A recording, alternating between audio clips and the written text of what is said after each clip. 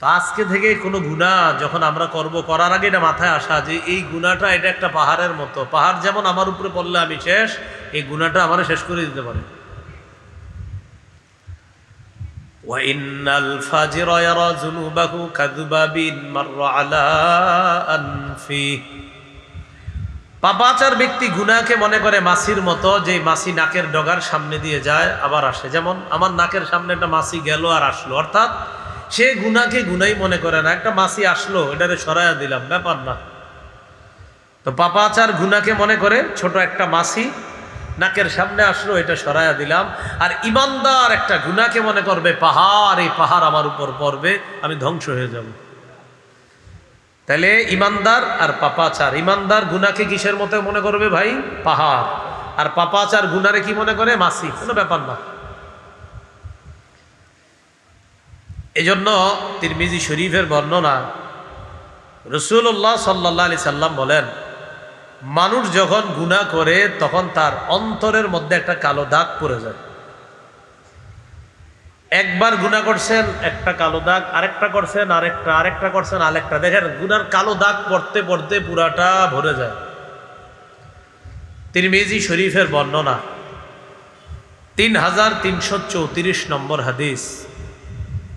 عن أبي هريرة رضي الله تعالى عنه عن النبي صلى الله عليه وسلم قال إن العبد إذا أخطأ خطيئة نكتت في قلبه نكتة سوداء।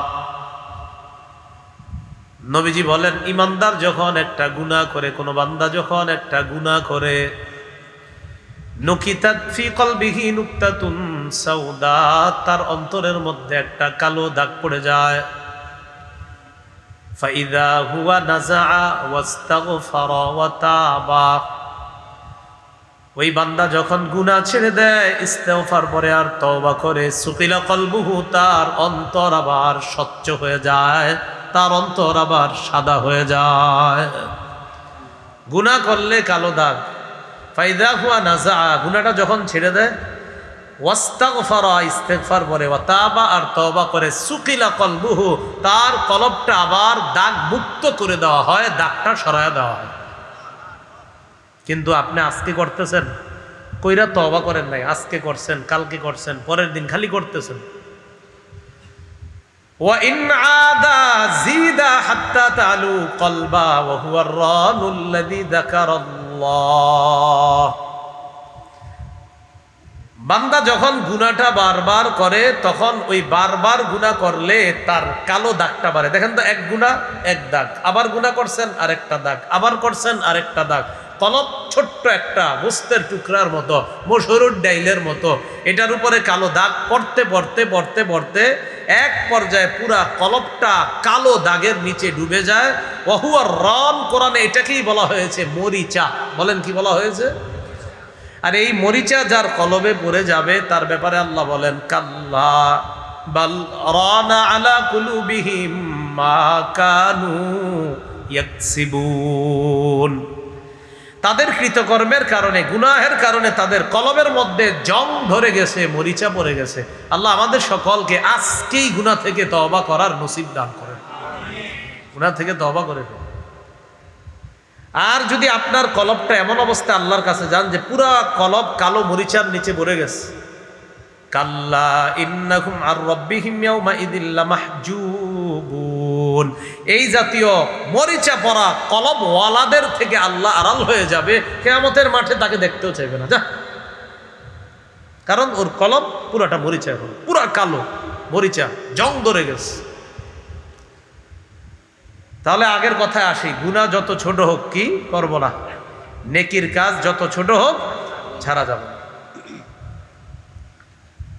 এতটুকুর দ্বারা কি বুঝলাম? ছোট্ট ছোট্ট গুনাহ থেকে বাঁচা লাগবে কিনা।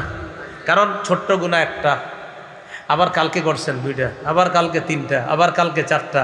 বলেন তো, এক বেশি না দুই বেশি? দুই বেশি না তিন বেশি? তিন বেশি না চার বেশি? এবার দেখি, একটা হাদিস শোনানোর আগে বলি আপনাদেরকে, একটা লাকড়ি, দুইটা লাকড়ি, তিনটা, চারটা, এই চারটা লাকড়ি চার জায়গায় পড়া, তাহলে চার জায়গায় লাকড়ি কয়টা করে আছে? একটা। চারোটাকে একসাথে করলে কয়টা হয়ে যাবে? 4টা। আচ্ছা, একটা লাকড়ি চুলার মধ্যে দিলে যতটুকু জ্বলবে 4টা একসাথে দিলে কম না বেশি জ্বলবে? বুঝছেন নি এটা? তাহলে হাদিস শোনেন। মুসনাদে আহমদের বর্ণনা, তাখরিজুল মুসনাদ 22,808 নম্বর হাদিস। ক্বালা রাসূলুল্লাহ সাল্লাল্লাহু আলাইহি ওয়াসাল্লাম ইয়্যাকুম ওয়া মুহাক্কিরাতিজ যুনুব, তোমরা ছোট ছোট গুনাহ থেকে বাঁচো। ফাইন্নামা মাসালু মুহাক্কিরাতিজ যুনুব কামাসালি কওমিন নাযালু ফি বাতনি ওয়াদ।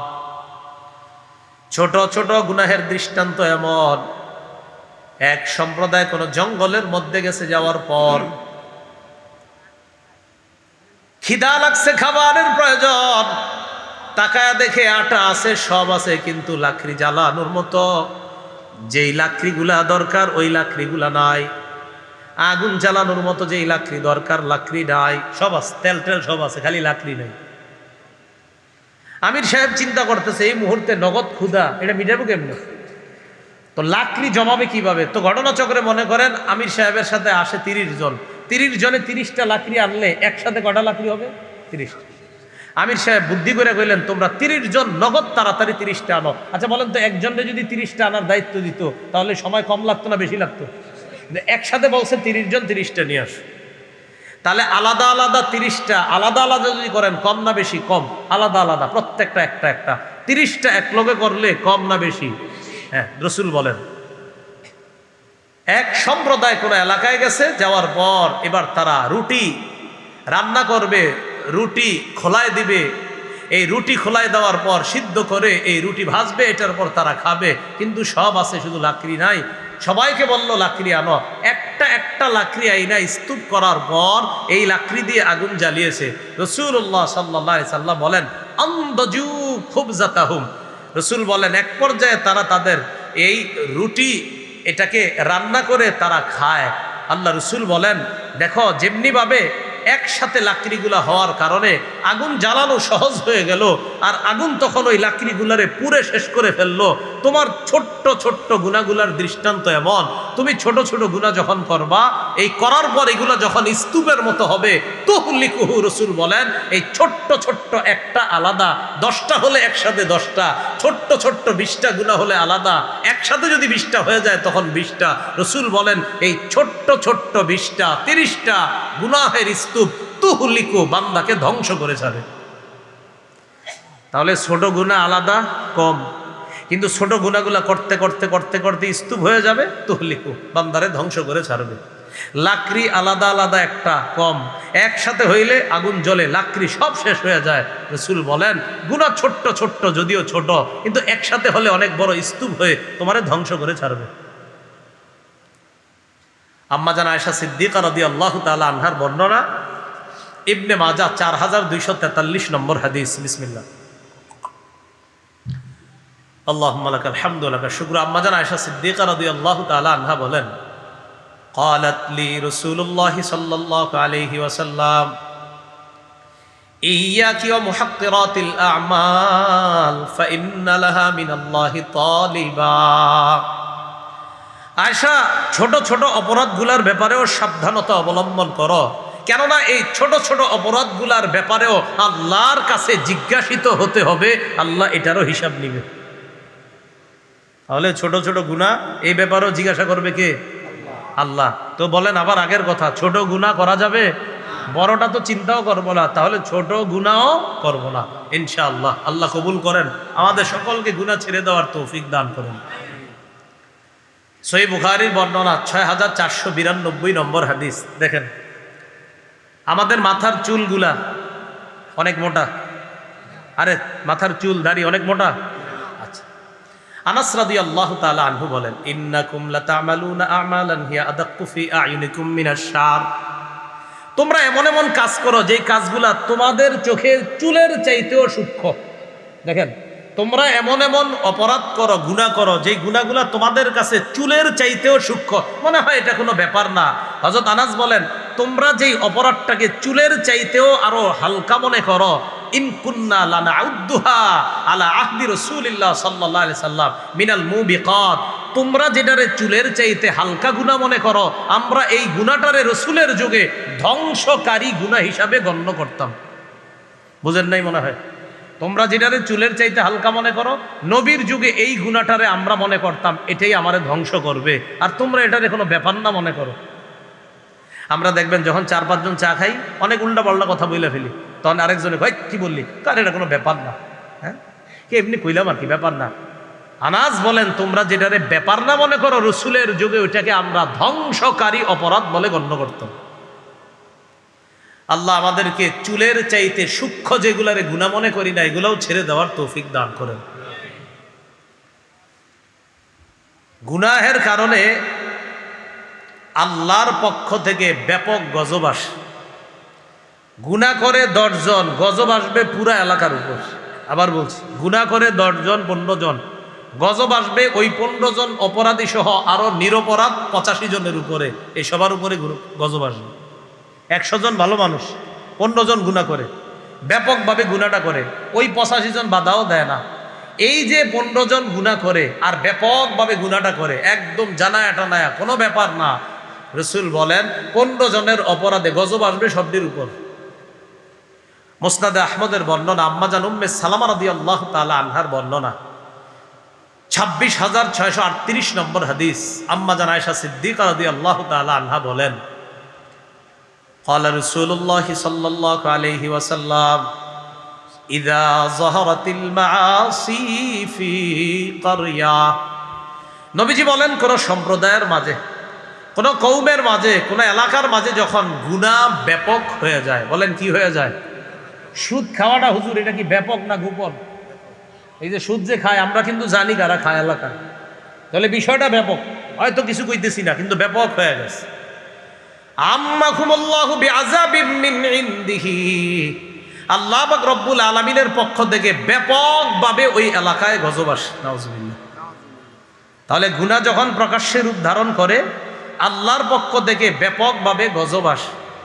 আম্মা জান উম্মে সালামা রাদিয়াল্লাহু তাআলা আনহা বলেন, আমা ফীহিম সালিহুনা ইয়া রাসূলুল্লাহ, ওগো আল্লাহর নবী, তাদের মাঝে কি কোনো ভালো মানুষ নাই? যেই মানুষগুলারে আল্লাহ ব্যাপক গজব দ্বারা পাকড়াও করবে, তাদের মাঝে কি ভালো মানুষ নাই? নবীজি বললেন, আয়েশা, তাদের মাঝে ভালো মানুষ আছে ঠিক, এরা গজবের মধ্যে পড়বে, তারাও মারা যাবে। সুম্মা ইয়াসিরুনা ইলা মাগফিরাতিম মিনাল্লাহ, কিয়ামতের ময়দানে ওই ভালো মানুষগুলা আল্লাহর ক্ষমা নিয়ে তারা আলাদা হয়ে জান্নাতি হবে।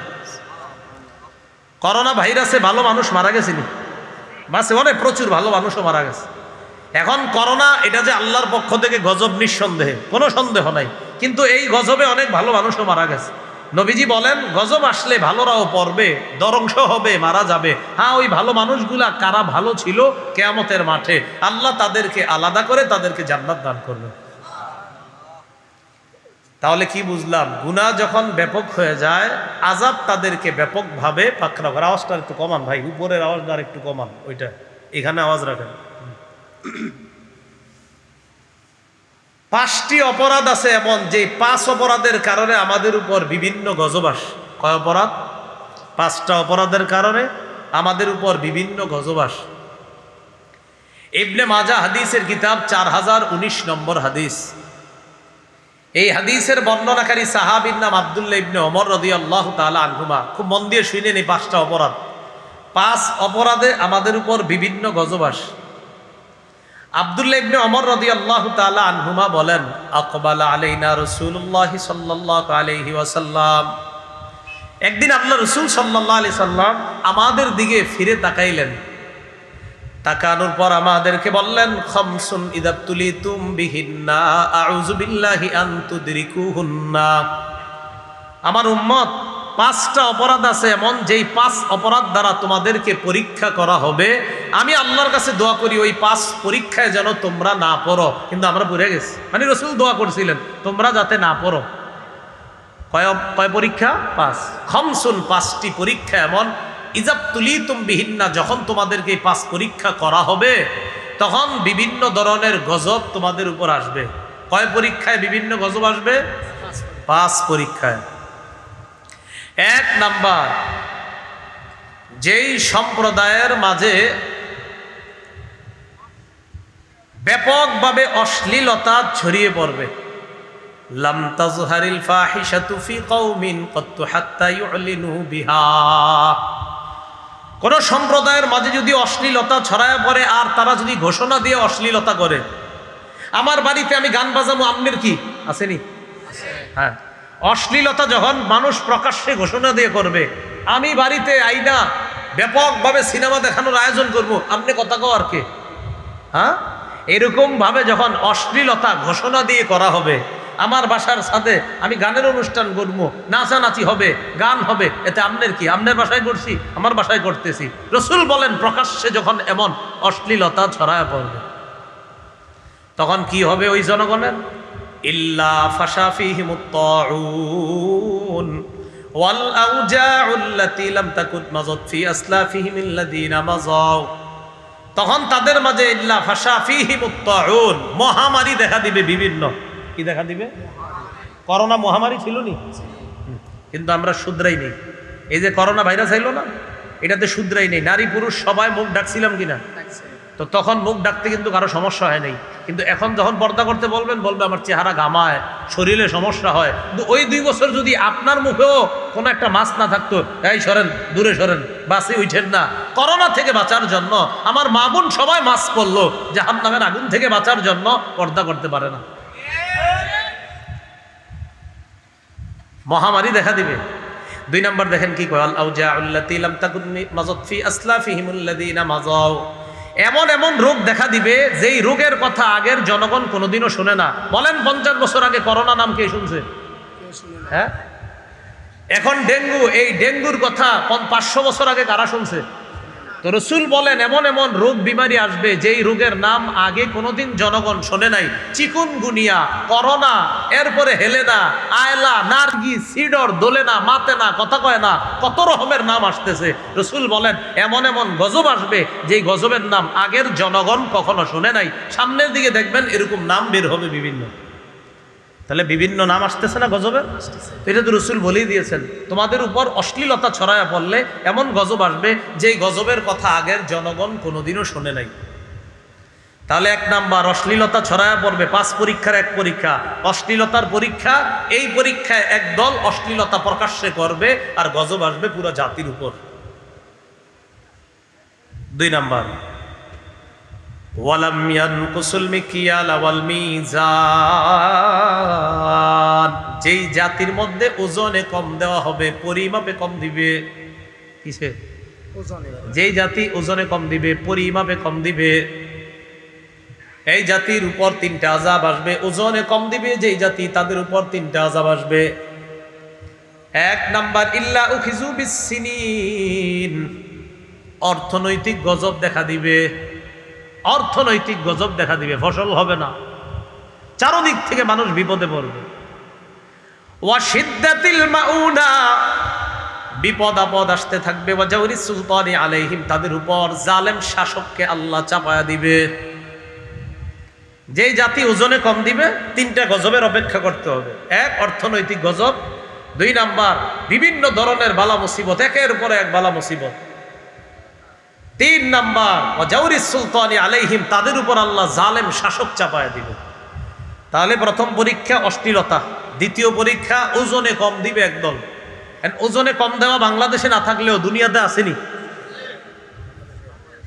বাংলাদেশও আছে তো, তো আছে। 3 নাম্বার, ওয়ালাম ইয়ামনাউ যাকাতা আমওয়ালিহিম ইল্লা মুনিউল কতরা মিনাস সামা,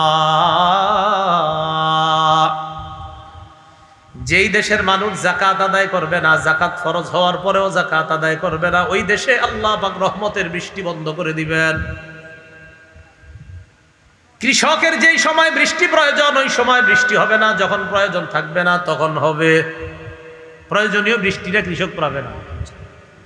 লাউলাল বাহাইমু লাম ইউমতারু, আল্লাহ কয়, নবীজি কয় জানোনি মাঝে মাঝে কেন বৃষ্টি হয়? তোমাদের অপরাধের কারণে আল্লাহ বৃষ্টি কিন্তু দিতে চায় না। কিছু প্রাণী আছে যারা সাঁতার কাটে বৃষ্টির মধ্যে, তারা আরাম পায়, তারা মজা পায়, তাদের কারণে আল্লাহ দুনিয়াতে বৃষ্টি দেয়, তোমাদের কারণে কিন্তু বৃষ্টি দেয় না। আমরা অপরাধ করার পরেও আল্লাহ বৃষ্টি দেওয়ার কথা না, কেন দেয়? তো আমার কিছু প্রাণী আছে বৃষ্টি পাইলে ওরা খুব খুশি হয়, ওদের কারণে দিচ্ছি, তোমাদেরকে না। জাকাত না দেওয়ার কারণে রহমতের বৃষ্টি আল্লাহ দেয় না। তো এরপরে আমরা অনেক সময় দেখি হুজুর ওই এলাকায় তো জাকাত দেয় না, বৃষ্টি আসছে কেন? আল্লাহ নবী কয় বৃষ্টি ওই মানুষগুলোর কারণে দেয় নাই। কিছু প্রাণী আছে, হাঁস আছে, বিভিন্ন প্রাণী আছে যারা পানির মধ্যে সাঁতার কাটতে আরাম পায়, আল্লাহ তাদের কারণে বৃষ্টি দেয়। এ হলো 3 নাম্বার। তো জাকাত না দেওয়ার ঘটনা এই কুমিল্লা না থাকলেও বাংলাদেশে আসেনি, আছে। 4 নাম্বার, ওয়ালাম ইয়ানকুসু আহদাল্লাহি ওয়া আহদা রাসূলিহি ইল্লা সাল্লাতাল্লাহু আলাইহিম আদুওয়াম মিন গায়রিহিম ফাআখাযু মা ফি আইদিহিম। যে দেশের মানুষ আল্লাহ আর তার নবীর সাথে কৃত অঙ্গীকার ভঙ্গ করবে, আল্লাহর সাথে অঙ্গীকার, আল্লাহ কয় আহাল্লাল্লাহুল বাইআ ওয়া হাররামার রিবা, আমি ব্যবসা হালাল করলাম, সুদ হারাম করলাম। জি মাবুদ, আমরা মুসলমান, আমরা ইসলাম ধর্ম পালন করি, ইসলাম ধর্মের কোরআন আমরা মানি। জি আমি আল্লাহ কোরআনে বলছি সুদ হারাম, ব্যবসা হালাল, মানছনি কথাটা? জি আল্লাহ আমরা মেনে নিলাম আপনার কোরআন, সুদ ছাড়ছেননি তো মানলেন কই? আল্লাহ আর তার নবীর সাথে করা অঙ্গীকার যারা খেলাফ করবে ওই দেশের উপর বহিরাগত শত্রু আল্লাহ চাপায়া দিবে, বাহিরের শত্রু এই দেশের দামি সম্পদগুলা ছিনিয়ে নিবে। এটা 4 নাম্বার। 5 নাম্বার, ওয়ালাম তাহকুম আইম্মাতুহুম বিকিতাবিল্লাহ। যেই দেশের মুসলিম শাসক আল্লাহর কিতাব অনুযায়ী ফয়সালা করবে না, ইল্লা জাআলাল্লাহু বাসাহুম বাইনাহুম, ওই দেশে মুসলমানে আল্লাহ যুদ্ধ লাগায় দিবে। এই 5 অপরাধে বিভিন্ন গজব আসবে, মনে থাকবে নি?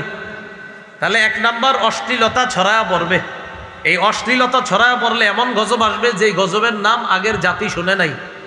2 নাম্বার, ওজনে যেই দেশে কম দিবে সেই দেশে গজব আসবে 3টা। অর্থনৈতিক অভাব, ধন সম্পত্তিতে সমস্যা, ধন সম্পদ হবে না, জালেম শাসক তাদের উপর চেপে বসবে। 3 নাম্বার, যেই দেশের মানুষ জাকাত দিবে না তাদেরকে রহমতের বৃষ্টি আল্লাহ দিবে না। শুধু চতুষ্পদ জন্তুর কারণে রহমতের বৃষ্টি দেয় আল্লাহ, কিন্তু মানুষে আল্লাহ দিতেন না। এরপরে আল্লাহ দেয় মাঝে মাঝে, কেন? আমার প্রাণীগুলা এইগুলা একটু মজা পায়, আরাম পায়, তাই তাদেরকে দেয়। 4 নাম্বার, যে দেশের মানুষ আল্লাহ আর তার নবীর সাথে করা ওয়াদা ভঙ্গ করবে ওই দেশে আল্লাহ বহিরাগত শত্রু চাপায়া দিবে, ওই দেশের দামি সম্পদগুলাও বাহিরের শত্রু ছিনায় নিবে। 5 নাম্বার, যেই দেশের শাসক মুসলমান শাসক আল্লাহর কিতাব অনুযায়ী ফয়সালা করবে না সেই দেশে মুসলমানে যুদ্ধ লাগবে। আল্লাহ আমাদেরকে কথাগুলা বোঝার তৌফিক দান করেন। তাহলে আবার আগের কথা, ছোট অপরাধ করা যাবে না, ছোট নেকের কাজ ছাড়া যাবে না। তাহলে কিছু গুনাহের কথা জানলাম, এই গুনাহগুলোও আমরা করব না ইনশাআল্লাহ। সবাই মাথায় রাখবেন যে আমার কোনো গুনাহের কারণে যেন আমার পাশের ভাইটা কষ্ট না পায়, আমার অপরাধের কারণে আমার ভাইটা যেন কষ্ট না পায়, আমার অপরাধের কারণে এই এলাকার মানুষগুলা যেন কষ্ট না পায়। আল্লাহ কথাগুলা বুঝার তৌফিক দান করেন। ব্যভিচারের গুনাহ, জিনার গুনাহ। সহিহ বুখারীর বর্ণনা 6612 নম্বর হাদিস। এই হাদিসের মধ্যে আসছে রাসূলুল্লাহ সাল্লাল্লাহু আলাইহি সাল্লাম বলেন, ইন্নাল্লাহা কাতাবা আলা ইবনি আদম হাজ্জাহু মিনাজ জিনা আদরাকা যালিকা লা মাহালা। আদম সন্তানের উপর আল্লাহ জিনার পরীক্ষা অবধারিত করে দিয়েছেন, জিনার যে কোনো পরীক্ষা। আদম সন্তান শুধুমাত্র মনে করে একটা অপরাধ জিনা, নবী কয় না না, চোখের জিনা এটাও একটা পরীক্ষা, কানের জিনা পরীক্ষা, হাতের জিনা পরীক্ষা, অঙ্গ প্রত্যঙ্গের জিনা পরীক্ষা। চোখ বলবে অন্যদিকে তাকাও, এটা আল্লাহর পরীক্ষা। নবী বলেন এটা তোমার চোখের জিনা, এইটা তোমার চোখের পরীক্ষা, এই পরীক্ষায় তোমার পাশ করা লাগবে। ফাজিনাল আইনি আন-নাজরু, নবী বলেন চোখের জিনা হলো দেখা। ওয়া জিনাল লিসান আল মানতিক, মুখের জিনা হলো কথা বলা। হাসবেন না যুবক ভাই, কারো সাথে আপনি ফোনে কথা বললেন, অপর পাশে যদি এমন একটা মেয়ে থাকে যার সাথে আপনার পর্দা ফরজ, এটা আপনার মুখের জিনা। কথা বলার পর এবার আপনি উল্টা পাল্টা কল্পনা করলেন, এটা আপনার কলবের জিনা। তার সাথে কোনোদিন সাক্ষাৎ করলেন, এই সাক্ষাতের পর তার দিকে তাকাইলেন, চোখের জিনা। তার শরীরে স্পর্শ করলেন, হাতের জিনা। পা দিয়ে হেঁটে হেঁটে তার সাথে সাক্ষাতের জন্য রওনা করলেন, এটা আপনার পায়ের জিনা। ওয়াল ফারজু ইউসাদ্দিকু যালিকা ওয়া ইউকাযযিবু, লজ্জাস্থান এই জিনাকে বাস্তবে রূপদান করে, নাউযুবিল্লাহ। ব্যাপকভাবে ছড়ায় পড়ছে। অভিভাবক সন্তানগুলার খবরদারি করেন, ছেলে মেয়ের খবরদারি আপনি জানি পারবেন না, যারা বাবা আছেন আপনার বিবিরে বলবেন, কারণ বিবি সাধারণত ছেলে মেয়ের রুমে ঢুকার জন্য পারমিশন তেমন লাগে না। বাবার সাথে একটু সম্পর্কটা কেমন হয় ছেলে মেয়েদের ভাষায়, যে বাবা একটু লজ্জাবোধ করে, কিন্তু মা সমস্যা নেই, মা ছেলে মেয়ের রুমে ঢুকে যায়, সমস্যা নেই। এজন্য আপনি আপনার বিবিরে বলেন ছেলে মেয়ের খবরদারি করো, তাদেরকে যে মোবাইল দিলাম এই মোবাইল ঠিক মতো চালায় কিনা, নাকি অন্য কোনো অপরাধে তারা লিপ্ত হয়ে যাচ্ছে, খবরদারি করান। আপনি ভাবছেন সে কেমিস্ট্রি আর ফিজিক্স পড়তেছে রাতের বেলা দরজা বন্ধ করে, এটা আপনার ধারণা, এটা আপনার কনফিডেন্স, কিন্তু ওভার কনফিডেন্স হলো ভিতরে অন্য কিছু হচ্ছে। আল্লাহ আমাদের সকলকে বুঝার তৌফিক দান করেন। এই জন্য এদের খবরদারি করা। গুনাহের মধ্যে সবচাইতে বড় একটা গুনাহ আছে, যেই গুনাহটা আমরা স্বপ্নেও না করার চিন্তা করা, আল্লাহর কাছে দোয়া করা, আল্লাহ আমি যেন এটা স্বপ্নেও না করি, এটা হলো শিরিক। বলেন কি? সবচেয়ে বড় অপরাধ, সবচেয়ে বড় জুলুম। আল্লাহর কাছে বলবেন আল্লাহ প্রকাশ্যে তো দূরের কথা, আমি স্বপ্নেও শিরিক যাতে না করি। স্বপ্নে শিরিক করলে গুনাহ হবে না, কিন্তু এটা বলবেন যে আল্লাহ আমি কোনোদিন স্বপ্নেও যেন শিরিক না করি। শিরিক সবচেয়ে বড় অপরাধ, সবচেয়ে বড় পাপ।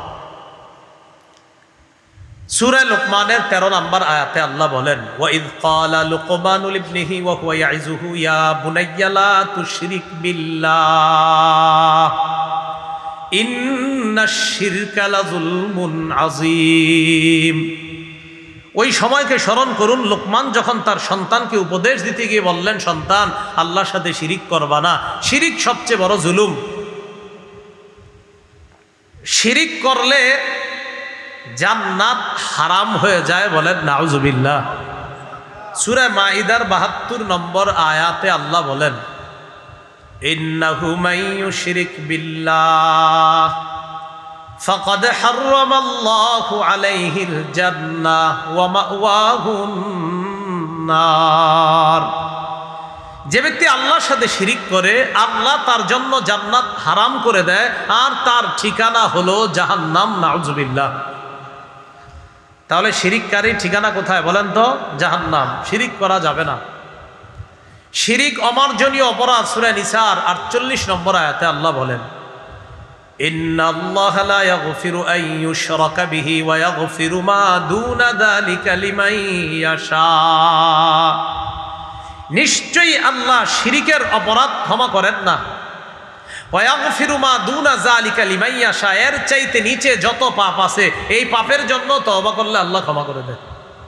শিরিকের অপরাধ ক্ষমা করে না।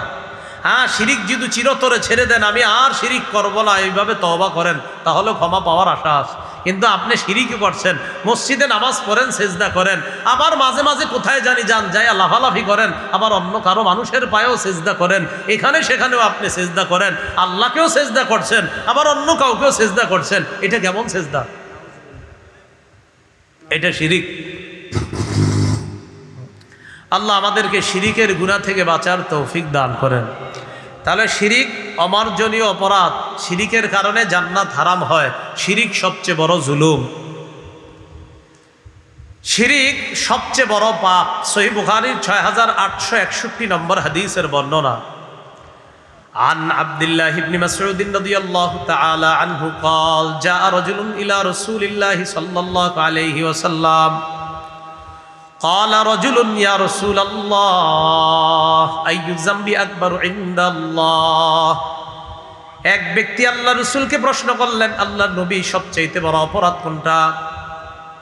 নবীজি জবাব দিলেন, আনতা দুআ লিল্লাহি নিদ্দান ওয়া হুয়া খালাকাকা। আল্লাহ তোমাকে বানাইছেন, এই আল্লাহর সাথে অন্য কাউকে সমকক্ষ নির্ধারণ করা। বলেন কি নির্ধারণ করা? বলেন আমারে বানাইছে কে? সবাই বলেন আমাদেরকে বানাইছে কে? এই আল্লাহ আমাদেরকে বানাইছে, এটা আমরা জানার পরেও আল্লাহর সাথে কাউকে সমকক্ষ নির্ধারণ করা জেনে শুনে, এটা সবচেয়ে বড় অপরাধ। সাহাবী প্রশ্ন করলেন, সুম্মা আইয়ুন ইয়া রাসূলুল্লাহ, এরপর সবচেয়ে বড় গুনাহ কোনটা, সবচেয়ে বড় অপরাধ কোনটা? নবীজি জবাব দিলেন, আনতা কুতুলা ওয়ালাদাকা মাখাফাতা আইয়াতআমা মাআক। তোমার সন্তান তোমার প্লেটে খাবে, তোমার সন্তান তোমার খাদ্যে অংশগ্রহণ করবে, এই ভয়ে সন্তান হত্যা করা। সন্তান খাবে এই ভয়ে সন্তান হত্যা করা, এই হত্যা বুঝেননি? হ্যাঁ হ্যাঁ, বন্ধ করে দিছে তো, বন্ধ করে দিছে। একটা হইছে হুজুর, আরেকটা ভুলে আইসা গেছে। নাউজুবিল্লাহ, নাউজুবিল্লাহ বলো কি? মুফতি সাহেবের কাছে ফতুয়া জিজ্ঞাসা করতেছে।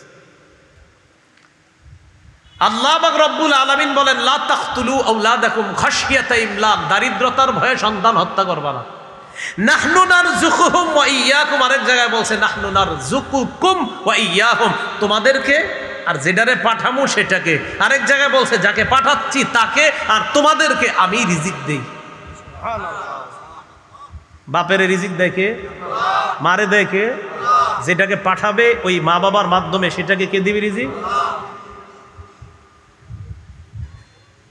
আল্লাহ বলছে দারিদ্রতার ভয়ে সন্তান হত্যা করবা না। তো 2 নাম্বার সবচাইতে বড় অপরাধ, তোমার সন্তান তোমার খাদ্যে অংশগ্রহণ করবে এই ভয়ে সন্তান হত্যা করা। 3 নাম্বার, সুম্মা আইয়ুন ইয়া রাসূলুল্লাহ, 3 নাম্বার সবচাইতে বড় অপরাধ কোনটা? নবীজি জবাব দিলেন, আনতুজানি হালিলাতা জারিকা, তোমার প্রতিবেশীর স্ত্রীর সাথে ব্যভিচার করা।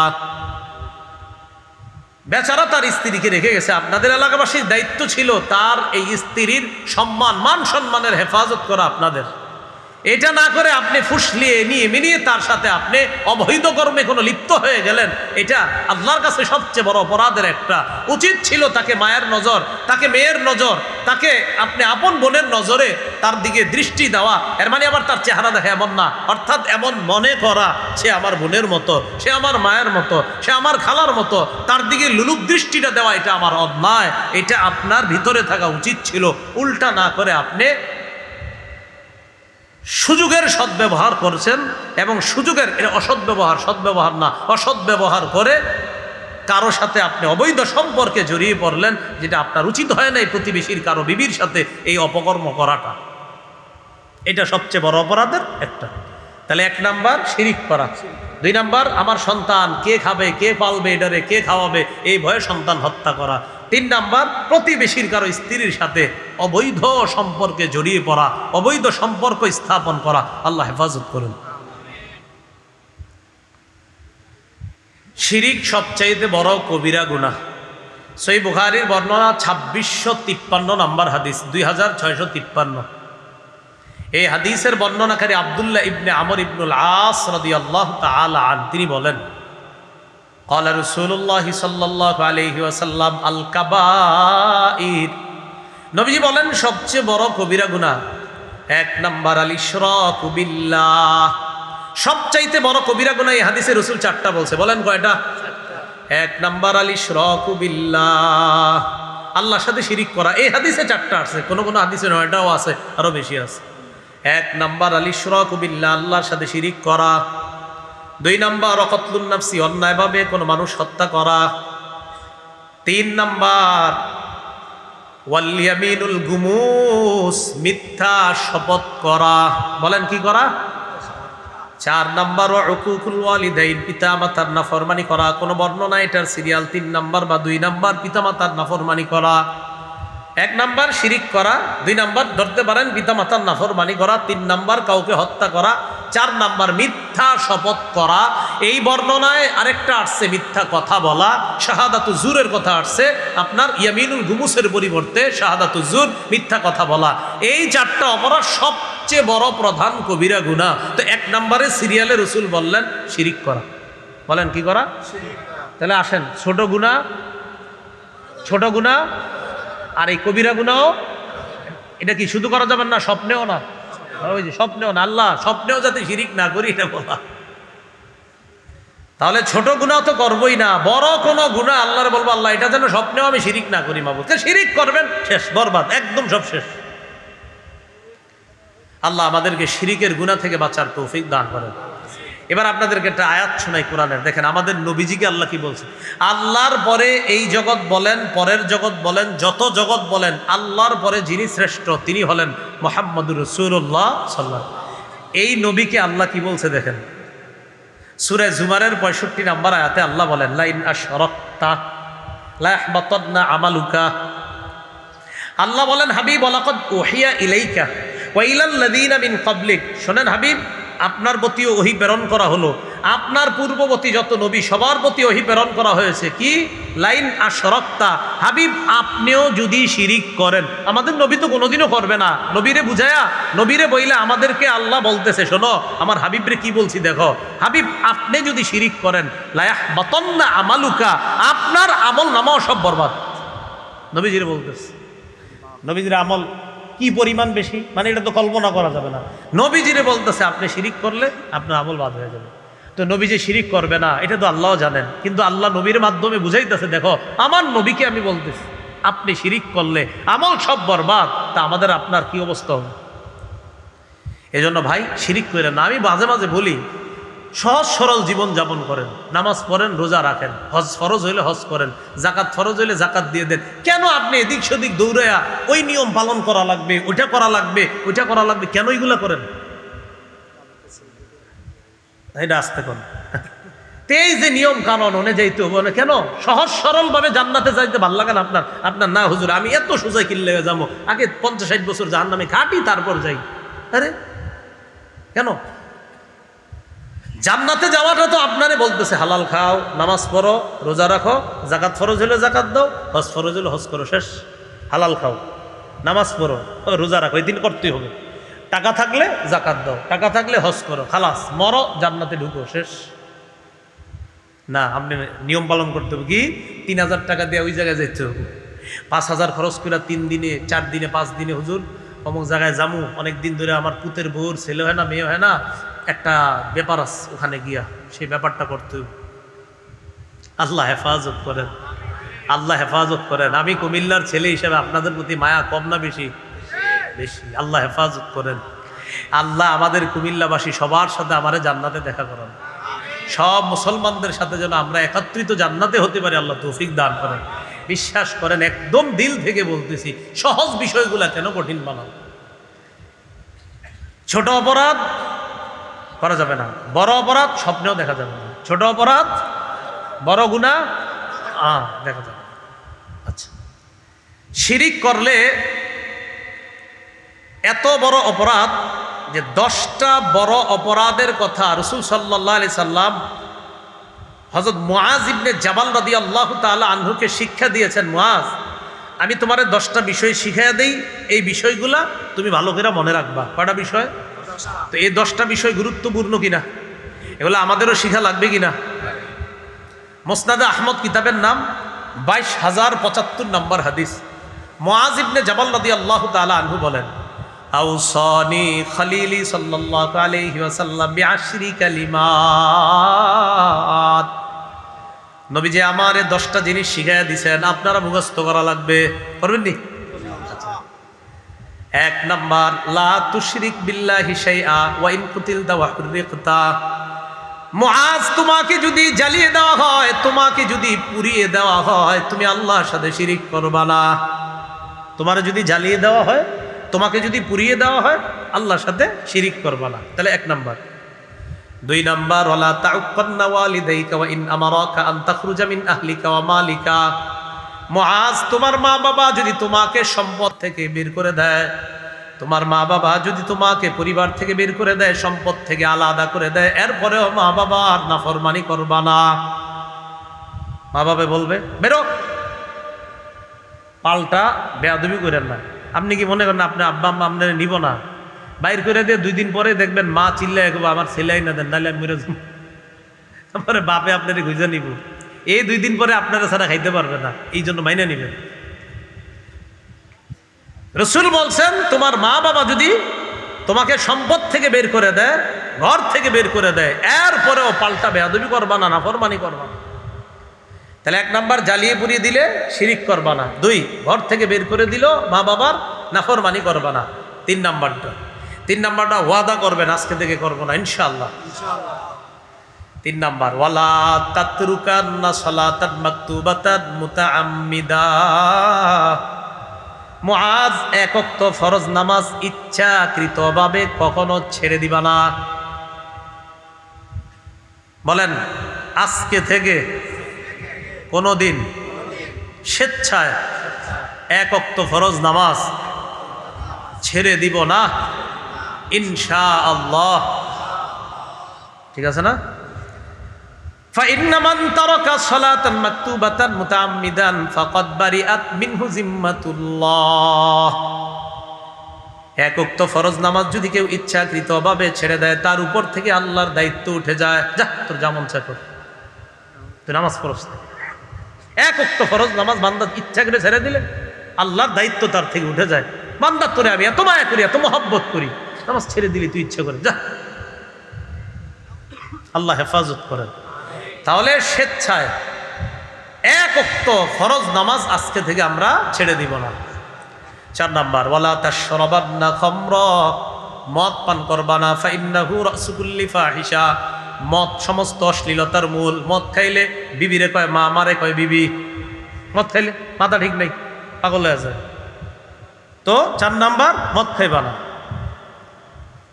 5 নাম্বার, ইয়াকা ওয়াল মাসিয়া ফাইন্না বিল মাসিয়াতি হাল্লা সাফাতুল্লাহ। কি সুন্দর কথা। আল্লাহর নাফরমানি করবা না। আল্লাহর নাফরমানির কারণে গজব আসে। বলেন বলেন, আল্লাহর নাফরমানি করবা না। এবার আমরা বলে, আল্লাহর নাফরমানি করব না। আল্লাহর নাফরমানি করলে আল্লাহর গজব আসে। সোজা হিসাব। মাঝে বলতেছে তুমি আল্লাহ নাফরমানি করো না, নাফরমানি করলে গজব আসে। ঠিক কেমনে বুঝাইলে বুঝবেন? বলেন, এই সহজ কথাটা কে বুঝেন নাই যে মুআজ আল্লাহ নাফরমানি করো না, নাফরমানি করলে আল্লাহর গজব আসে। এলো 5 নাম্বার। 6 নাম্বার, ওয়া ইয়াকা ওয়াল ফিরার মিনাজ জাহফি ওয়া ইন খালাকান নাস। আল্লাহ যদি কখনো তৌফিক দেয়, জিহাদের ময়দানে যদি যাওয়া লাগে, ইনশাআল্লাহ জিহাদের ময়দান থেকে পলায়ন করবা না। সব মানুষ যদিও মারা যায়, তুমি পলায়ন করবা না। 6 নাম্বার, জিহাদের ময়দানে সবাই যদি মারা যায়, পলায়ন করবা না। যদিও আমরা 5 টাকার একটা নোট দিলে মিছিল থেকেই 2 লাখ দৌড় দিস। আপনাকে কুমিল্লা ওলামায়ে কেরাম ডাক দিচ্ছেন যে আসেন, নবীজির এই ব্যঙ্গ করছে, এটা নিয়ে একটা প্রতিবাদী মিছিল আছে। তো একদল বেরিস, কে জানি চুপি চুপি কয় মিছিলে যাইস না নে। তো হাতে নিস, পকেটে সবাই সামনে নিয়ে আস্তে আস্তে এসে পড়ছে। বাথরুমে গিয়ে চেক করছি, এটা কি দে, 10 টাকা। ভাবছিল অন্য কিছু। 5 টাকা 10 টাকার কাছে ইমান শেষ, বিক্রি করে দিছে। 6 নাম্বার, জিহাদের ময়দানে সবাই মারা গেল, তুমি পালায়ও না। 7 নাম্বার, ইদা আসাবান নাস মুতাদ ওয়া আনতা ফীহিম ফাসবুত। কোন এলাকায় যদি মহামারী দেখা দেয়, ওই এলাকা থেকে মহামারীর ভয়ে তুমি পালায়া যাবা না।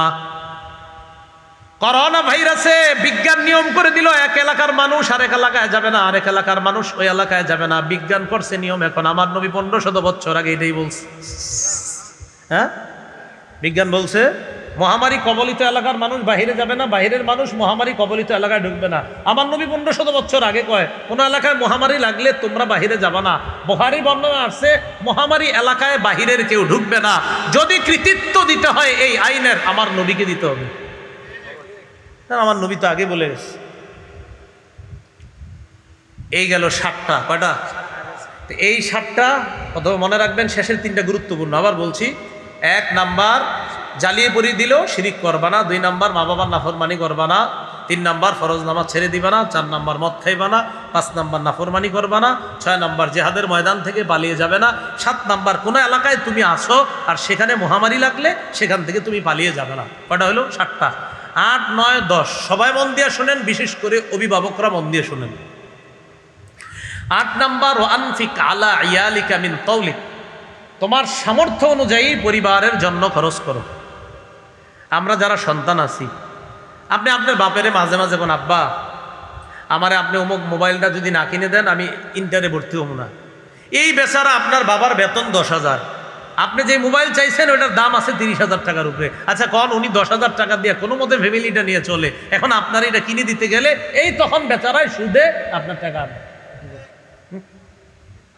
কেন আপনি জানেন না আপনার বাপটার ইনকাম 10,000-এর বেশি না? কেন আপনি ওনার এই বাধ্য করেন? পড়াশোনা করে নিজের প্রতিষ্ঠিত করেন, এরকম মোবাইল আপনার পিছে ঘুরবে, আপনি ঘোরা লাগবে না ইনশাআল্লাহ।